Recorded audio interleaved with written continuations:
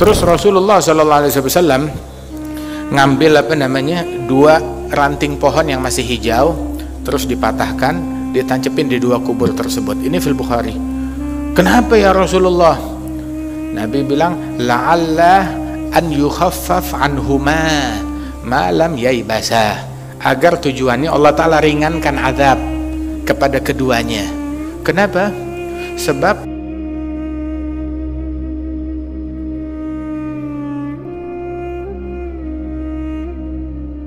Rasulullah SAW fil Bukhari, beliau ngelewatin dua kuburan. Terus Nabi bilang, penghuni dua kuburan ini diazab oleh Allah Ta'ala. Mereka diazab la yu'adzaban fi kabir, bukan diazab karena hal yang besar di mata manusia, tapi itu besar di mata Allah Ta'ala. Amma ahaduhuma kana la yastabri minal baul. Ini salah satu, mereka disiksa dalam kuburnya gara-gara kencingnya nggak bersih. Kalau dia buang air kecil, nggak memastikan tuntas, ya, tidak melakukan istibra, sehingga ya netes lagi, ya najis lagi, sholat dalam keadaan demikian, nggak teliti dalam masalah ini. Padahal itu simple caranya tuh simple. Jadi cuma sedikit memastikan air seninya udah tuntas, baik itu dengan berdehem atau dengan beberapa cara yang diajarkan oleh ulama, udah selesai urusannya tanpa was-wasah tentunya. Tapi gara-gara dia tidak peduli dengan hal yang sepele ini, berujung hari kiamat di dalam kuburnya disiksa oleh Allah Ta'ala. Itu satu. Adapun yang satu lagi, ini mayoritas siksa kubur dari dua hal ini. Satu lagi, kana yamshi bin namimah. Tahu yamshi bin namimah? Dia jalan kemana-mana, safari. Bukan safari dakwah, bukan safari bisnis, namanya safari namimah. Jalan keluyuran kemana-mana buat ngadu domba orang, buat orang saling membenci, saling mendengki, ngajarin kebencian kepada orang lain, untuk ngajarin orang benci kepada kelompok ini, benci kepada ras ini, benci kepada suku ini, benci kepada bangsa ini, benci kepada wilayah ini dan itu. Sama muslim, al-muslim, akhul muslim, ngajarin kebencian. Nah itu emang persis kerjaan syaitan. Kebanyakan siksa kubur, nah itu dia, gara-gara namimah, gara-gara adu domba.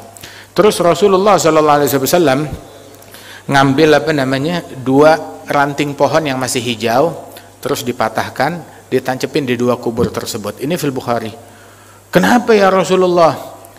Nabi bilang, la'alla an yukhaffaf anhuma ma lam yaibasa, agar tujuannya Allah Ta'ala ringankan azab kepada keduanya. Kenapa? Sebab ranting pohon yang hijau dia bertasbih selagi dia masih hijau. Kalau udah kering berhenti tasbihnya dia. Selagi dia masih hijau dia bertasbih. Jadi dia bertasbih, berzikir kepada Allah. Ranting pohon berzikir. Nah itu zikirnya ranting pohon manfaat buat kuburan. Begitu. Nabi taruh tancepin tuh ranting pohon hijau di sini dan di sini, Allah ringankan azab yang menimpa mereka dengan berkat nih ranting pohon. Selagi dia masih hijau. Kalau udah kering berhenti bertasbih.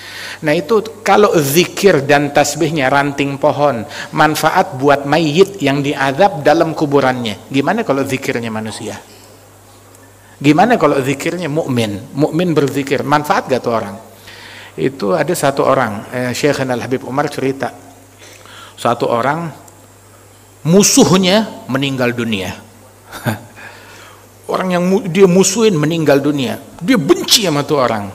Ya tapi ya karena dorongan masyarakat, ya mau nggak maulah untuk cari muka, tetap dia hadir jenazahnya. Begitu hadir jenazahnya, orang udah pada pulang, maka itu ini orang tuh di depan kuburan musuhnya dia baca ayat, khudhuhu faghulluh thumma al-jahima salluh thumma fi silsilatin dhar'uha 70 dhira'an faslukuh.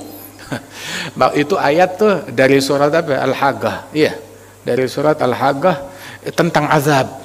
Di mana Allah Ta'ala bilang tuh kepada malaikat, ambil tuh manusia, rantai itu orang, masukin ke neraka jahanam. Wah, ancaman. Khudhuhu faghulluh thumma al-jahima salluh thumma fi silsilatin dhar'uha 70 dhira'an faslukuh. Dia baca 3 ayat. Sudah, saking bencinya nih sama musuhnya dia. Malam dia tidur. tidur. Saat dia tidur, dia ngeliat musuhnya. Dia lihat musuhnya dalam nikmat. Loh, kamu kan bukan orang soleh banget, kok dalam nikmat? Iya, tadinya saya mau disiksa, diazab. Toto ada orang ngaji depan kuburan saya, baca 3 ayat Al-Quran, bunyinya khudhuhu faghulluh thumma al-jahima salluh thumma fi silsilatin dzar'uha sab'una dzira'an faslukuh. Berkat ayat yang dibacakan di depan kuburan saya, Allah Ta'ala ampunin dosa-dosa saya. Ini musuhnya mau nyumpain begitu ya, cuma salah. Makanya hatta mau musuhin orang pakai ilmu. Masalahnya orang kalau punya ilmu nggak musuhan.